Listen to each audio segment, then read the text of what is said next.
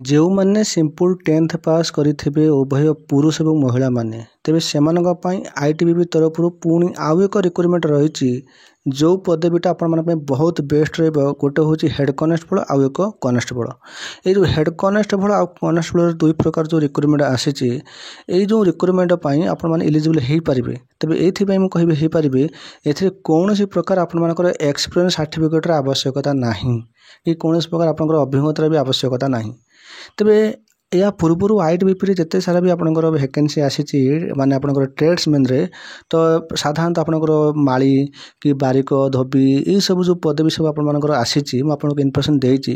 ସେଥିରେ ଗୋଟେ ଗୋଟେ ପଦବୀରେ ଆପଣମାନଙ୍କର କ'ଣ ନା 1 year ଏକ୍ସପିରିଏନ୍ସ ଆପଣଙ୍କର ଆବଶ୍ୟକତା ପଡ଼ୁଛି, ଆପଣଙ୍କ ସାର୍ଟିଫିକେଟର ଆବଶ୍ୟକତା ପଡ଼ୁଛି, ଏକ୍ସପିରିଏନ୍ସ ସାର୍ଟିଫିକେଟ। କିନ୍ତୁ ଏଥିରେ କୌଣସି ଏକ୍ସପିରିଏନ୍ସ ସାର୍ଟିଫିକେଟର ଆବଶ୍ୟକତା ନାହିଁ। ତେବେ ସେଥିପାଇଁ ଆପଣମାନେ ସମସ୍ତେ ଏହାକୁ ଆବେଦନ କରିପାରିବେ। ମୁଁ ଆପଣଙ୍କୁ ଯାହା ବି ଦେଖାଉଛି ଏଇଟା ଗୋଟେ ସର୍ଟ ନୋଟିଫିକେସନ୍, ଠିକ୍ ଅଛି। ତେବେ ସର୍ଟ ନୋଟିଫିକେସନ୍ ବର୍ତ୍ତମାନ ଦେଖାଉଛି, ଏହାର ଫାଇନାଲ୍ ନୋଟିଫିକେସନ୍ କେବେ ଆସିବ ଭଲ ମଧ୍ୟ ମୁଁ ଆପଣଙ୍କୁ ଡିଟେଲ୍ସରେ କହିବି।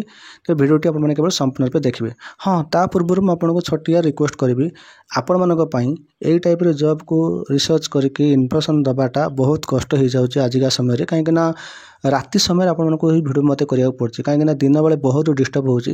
ରାତି ସମୟରେ ଆପଣମାନଙ୍କୁ ମୁଁ ଭିଡ଼ିଓ କରିକି ଇନଫର୍ମେସନ୍ ଦେଉଛି। ତେବେ ମୋର ଗୋଟେ ଛୋଟିଆ ଅନୁରୋଧ ଆପଣମାନଙ୍କ ପାଇଁ ରହିବ, ଆପଣମାନଙ୍କୁ ଯଦି ମୋ ଭିଡ଼ିଓ ଭଲ ଲାଗୁଥିବ ତାହେଲେ ଆପଣ ଟିକେ ଲାଇକ୍ଟେ କରିବେ। ଲାଇକ୍ କଲେ ଆପଣଙ୍କର ପଇସା ପତ୍ର ଆପଣଙ୍କର ଖର୍ଚ୍ଚ ହେବନି, କେବଳ ଲାଇକ୍ଟା କେବଳ ମୋତେ ମୋଟିଭେଟ୍ ଲାଗିବ। ଦେଖନ୍ତୁ ଲାଗିବ, ଆଗାମୀ ଦିନରେ ମୁଁ ଏଇ ଟାଇପ୍ର ଇନଫର୍ମେସନ୍ ଆପଣଙ୍କୁ ଦେବି, ଠିକ୍ ଅଛି। ଏଇ ଯେଉଁ ପଦବୀଟି ଆସିଛି ଆପଣମାନଙ୍କର 3 ପ୍ରକାର ପଦବୀ ଆସିଛି। ଗୋଟେ ହେଉଛି ଡ୍ରେସର ଭେଟେନାରୀ, ଠିକ୍ ଅଛି। ଡ୍ରେସର ଭେଟେନାରୀ ମାନେ କ'ଣ, କାମ କ'ଣ, ମୁଁ ଆପଣଙ୍କୁ କହିବି। କେହି ବି ଚିନ୍ତା କରିବେନି, ମୁଁ ଆପଣଙ୍କୁ ଭଲ ଭାବରେ ବୁଝେଇବି, ଆପଣ କେବଳ ଭିଡ଼ିଓଟି ଦେଖନ୍ତୁ। ଡ୍ରେସର ଭେଟେନାରୀ ପାଇଁ ପଦବୀ ଆସିଛି। ତାପରେ ଆଉ ଗୋଟେ ଆପଣଙ୍କର ରହିଛି କନେଷ୍ଟବଳ ଆନିମାଲ ଟ୍ରାନ୍ସପୋର୍ଟ, ଆଉ ଏକ ଯେଉଁ ପଦବୀ ଅଛି କନେଷ୍ଟବଳ, ଯେଉଁଟାକି କ୍ରିମିନାଲ ମ୍ୟାନ୍। ତେବେ ଏଇ ଯେଉଁ 3 ପ୍ରକାର ଯେଉଁ ପଦବୀ ଅଛି, ଏଥିରେ ସ୍ୟାଲେରୀ ମଧ୍ୟ ବହୁତ ଭଲ ଅଛି। ଯଦି ଆପଣମାନେ ଦେଖିବେ, ଯାହାକି ହେଡ଼୍ କନେଷ୍ଟବଳ ଯେଉଁଟାକି ଡ୍ରେସର ଭେଟେନାରୀ ପାଇଁ, ଏଇଟା ଆପଣଙ୍କର ଗ୍ରୁପ୍ Cରେ ଯାଉଛି। ଏଥିରେ ଆପଣମାନଙ୍କର ଲେଭେଲ୍ 4 ଭିତରେ ସ୍ୟାଲେରୀ ରହିବ, ଯାହାକି 25,500ରୁ 81,100 ଭିତରେ ସ୍ୟାଲେରୀ ରହିବ। ତାପରେ ଆପଣଙ୍କର କନେଷ୍ଟବଳ ଆନିମାଲ ଟ୍ରାନ୍ସପୋର୍ଟ, ଆଉ ଗୋଟେ ଆପଣଙ୍କର କନେଷ୍ଟବଳ ଆପଣଙ୍କର କ୍ରିମିନାଲ ମ୍ୟାନ୍ ପାଇଁ ରହୁଛି। ଏଇଟା ଆପଣଙ୍କର ଲେଭେଲ୍ 3 ଭିତରେ ସ୍ୟାଲେରୀ ରହିବ, ଯାହାକି 21,700ରୁ 69,100 ଭିତରେ ଆପଣଙ୍କର ସ୍ୟାଲେରୀ ରହିବ। ସ୍ୟାଲେରୀ ତ ବହୁତ ଭଲ ଅଛି ନା। ତାପରେ ଚାଲନ୍ତୁ ଆମେ ଜାଣିବା, ଯେଉଁଟାକି ପୋଷ୍ଟ ବିଷୟରେ ଆମେ ଜାଣିବା। ପଦବୀ ବିଷୟରେ ଜାଣିବା ପୂର୍ବରୁ ଆପଣମାନଙ୍କୁ ମୁଁ କହିବା ପାଇଁ ଚାହିଁବି, ଏଇ ଯେଉଁ ଡ୍ରେସର ଭେଟେନାରୀର କାମ କ'ଣ, ତା ସହିତ ଆନିମାଲ ଟ୍ରାନ୍ସପୋର୍ଟର କାମ କ'ଣ, ତାକୁ ମଧ୍ୟ କହିବି। ଆପଣ ଟିକେ ଭଲ ଭାବରେ ବୁଝନ୍ତୁ। ଏଇ ଯେଉଁ ହେଡ଼୍ କନେଷ୍ଟବଳ ଡ୍ରେସର ଭେଟେନାରୀର କାମ ହେଉଛି ଏହା ଯେ, ଏଥିରେ ଉଭୟ ପୁରୁଷ ଏବଂ ମହିଳାମାନେ ଆବେଦନ କରିପାରିବେ। ଯେପରିକି ଟୋଟାଲ୍ ପୁରା 9ଟି ଅଛି। ତ ମହିଳାଙ୍କ ପାଇଁ ଦେଖନ୍ତୁ ରହୁଛି ଆପଣଙ୍କର ଗୋଟେ ରହୁଛି URରେ, ତ ସେମିତି ଆପଣଙ୍କର ପୁରୁଷମାନଙ୍କ ପାଇଁ ଦେଖନ୍ତୁ 4ଟି ରହୁଛି URରେ, ତା ସହିତ OBC ପାଇଁ 3ଟି ରହିଛି। ତ ଟୋଟାଲ୍ ପୁରା 9ଟି ରହିଛି।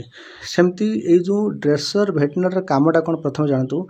ଡ୍ରେସର ଭେଟେନାରୀର କାମ ହେଉଛି ଏହା ଯେ, ସାଧାରଣତଃ ଆନିମାଲ, ତ ITBPରେ ଦେଖନ୍ତୁ 2 ପ୍ରକାର ଆନିମାଲମାନଙ୍କୁ ବ୍ୟବହାର କରାଯାଇଥାଏ, ବିଶେଷ କରିକି ଘୋଡ଼ା ଆଉ ହେଉଛି ଡଗ୍।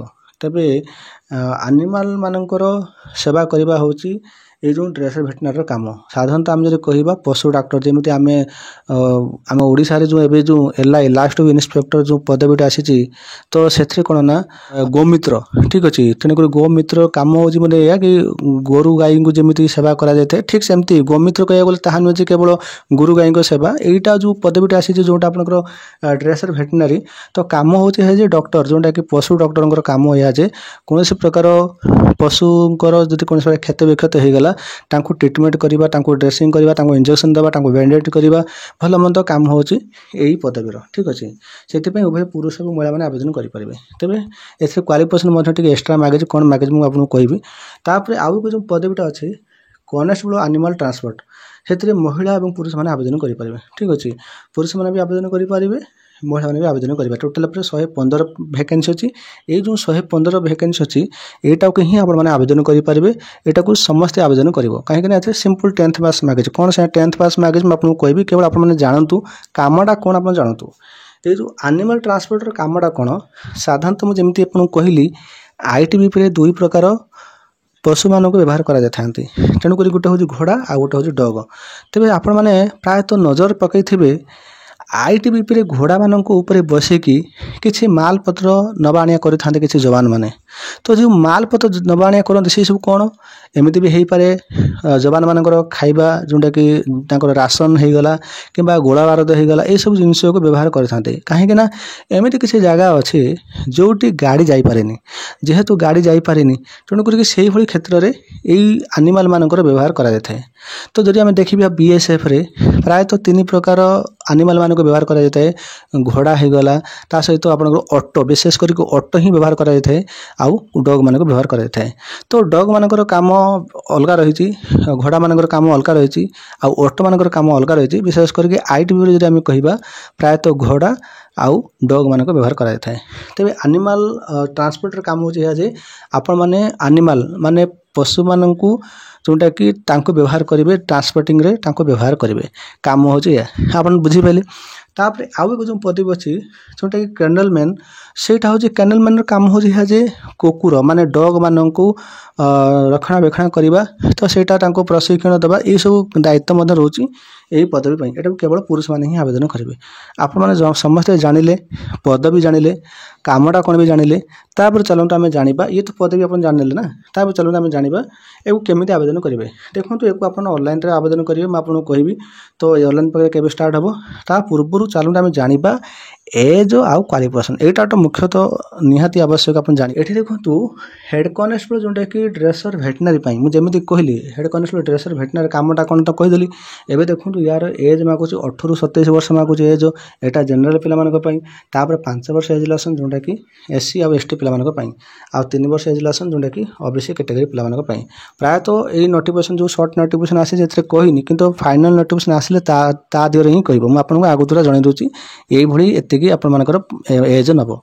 तब एज तो आप जानिले चलते आम जाना जो क्वालिफिकेशन ये मागिची +2 पास करेंगे सहित आप गोटे डिप्लोमा सर्टिफिकेट रहा आवश्यक जहाँकि आपंकर जोटा आपंकर भेटनेरी ठीक अच्छे। तो भेटनेरी आपर गोटे डिप्लोमा सर्टिफिकेट रहा आवश्यक तथा आप लाइफ स्टॉक मैनेजमेंट कोर्स आप करेंगे जेपरिक लाइफ स्टॉक इन्स्पेक्टर आपर OSSC जो पदवीटी आसी तो सही कोर्स जब कहीं करेंगे से भी आवेदन करेंगे। तो प्रायतः ये आपर योग्यता हो न पाए आप गोली मारतु किसी असुविधा नहीं किंतु बड़ पदवी अच्छे अपना कॉन्स्टेबल ट्रांसपोर्ट आपंकर एनिमल रे ये जो कॉन्स्टेबल एनिमल ट्रांसपोर्ट जो पदवी अच्छी यहाँ आप एज मागुच 18 ରୁ 25 वर्ष मागुच ये जो 18 ରୁ 25 वर्ष मागुच यहाँ जनरल पिलापर ओबीसी तथा SC ST मानक एज रिलेसन रही जोटा कि SC ST मानक आप 5 वर्ष एज रिलेसन और ओबीसी कैटेगरी पिला 3 वर्ष एज रिलेसन।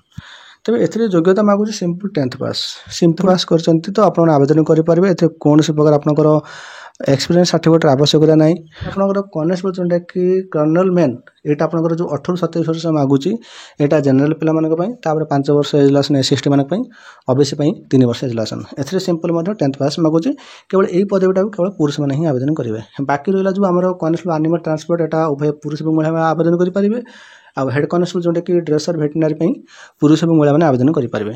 ठीक अच्छे मुझे आशा करुँच समस्त बुझीपारे मुझे आपको पदवी सहित काम कौन भी बुझे दूसरी।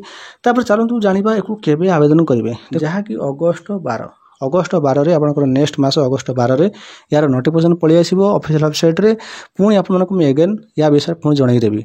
यार लास्ट डेट केवे जोटा कि 10/9/2024 जोटा कि सेप्टेम्बर 10 आपंकर शेष तारीख मुझे आशा करुँच आप समस्त बुझीपारे। तेज यही टाइप जॉब को आप जमार हाथ छड़ा करेंगे ना।